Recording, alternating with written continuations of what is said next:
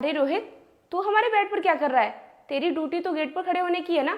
तू यहाँ पर क्या कर रहा है? और तेरे सांप दिखाई नहीं दे रहे, वो कहाँ चले गए? अरे मैम साहब घर पे नहीं है, तभी तो मैं आपके बेड पर हूँ। क्या मतलब? मतलब ये कि अगर साहब घर पर होते तो मैं आपके बेड पर कैसे आ जाता।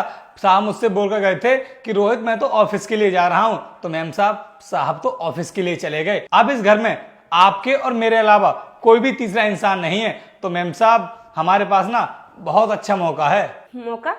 ये तू किस मौके की बात कर रहा है? अरे मैम साहब, आप इतनी भी भोली नहीं हो जो आप मेरी बात को समझ नहीं पाओगी। मैम साहब, आपको तो पता है कि आपकी शादी को कितने साल हो चुके हैं, लेकिन साहब ना अभी तक आपको बच्चे की खुशी नहीं दे पाए हैं। तो मुझे ना बड़ा दुख होता है ये देख करके कि अभी तक आपको बच्चे की खुशी नहीं मिल पाई है।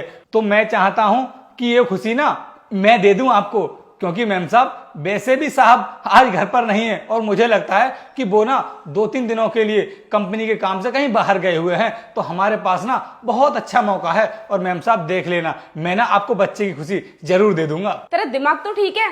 ये तू कैसी बातें कर रहा है? और तुझे कैसे पता कि तेरे साथ मुझे बच्चे की खुशी नहीं दे पा रहे हैं? मैम साहब, मुझे कैसे नहीं पता होगा?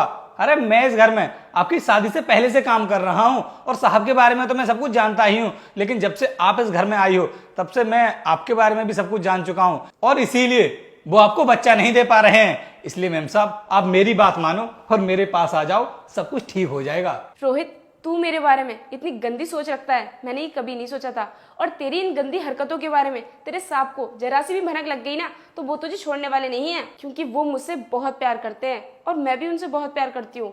इसलिए मैं उन्हें धोखा देने के बारे में कभी सोच भी नहीं सकती। अरे तो मैम साहब, मैं कब बोल रहा हूँ आपसे कि आप साहब को धोखा दो? मैं तो बस आपसे ये बोल रहा हूँ कि आप कुछ टाइम के लिए मेरे पास आ जाओ और जब आपको बच्चे की खुशी मिल जाए उसके बाद मैं आपसे इस तरह मिलने के लिए कभी नहीं बोलूंगा। और मैम साहब को भी पता नहीं चलेगा, क्योंकि वो तो बाहर हैं और साहब को भी पता नहीं चलेगा कि वो बच्चा मेरा है या साहब का है। बस कर, बहुत हुआ। तू जानना ही चाहता है ना कि अभी तक मुझे माँ बनने की खुशी क्यों नहीं मिली है? तो सुन, अभी तक हमने खुद बच्चे करने की प्लानिंग नहीं की है। मैम साहब, वो तो मुझे पता है कि आप मुझसे ऐसा क्यों बोल रही हो, जिससे कि साहब की कमजोरी मेरे सामने नहीं आ जाए। लेकिन मैम साहब आप चिंता मत करो, बाहर के लोगों को पता भी नहीं चलेगा कि हम दोनों के बीच में क्या चल रहा है। इसलिए मैम साहब आप मेरी बात मानो और मेरे पास आ जाओ, बहुत जल्द मैं आपको बच्चे की खुशी दे दूंगा। अगर मैं तुझसे इतनी देर से प्यार से बात कर रही हूँ तो इसका मतलब ये नहीं है कि तू मेरे बारे में कुछ भी बोलता रहेगा और मैं खड़ी होकर सुनती रहूंगी। अब तो तूने अपनी लिमिट ही क्रॉस कर दी है, मैं तुझे इस घर से निकाल कर रहूंगी। चल निकल मेरे इस घर से।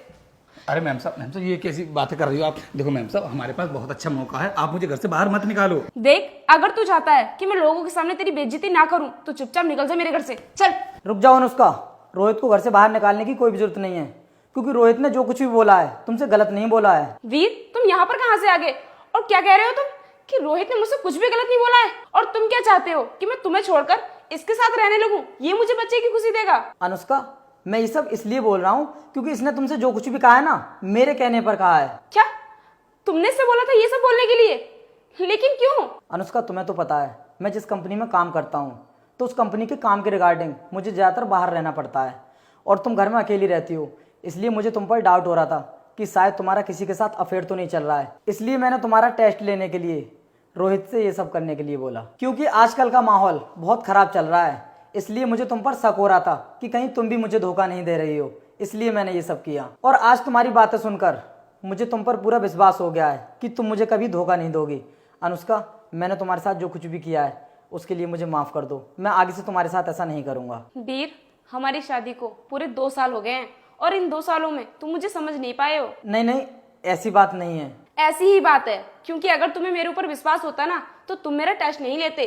वीर, रिश्ते ना विश्वास से चलते हैं और तुम्हें मेरे ऊपर बिल्कुल भी विश्वास नहीं है। अनुष्का, जो कुछ भी होना था वो तो हो गया, अब मैं कर भी क्या सकता हूँ?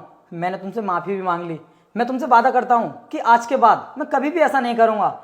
इस बार मुझे माफ़ कर दो। और मैम साहब मुझे भी माफ़ कर देना, जो मैंने आपसे इस तरह की बातें की।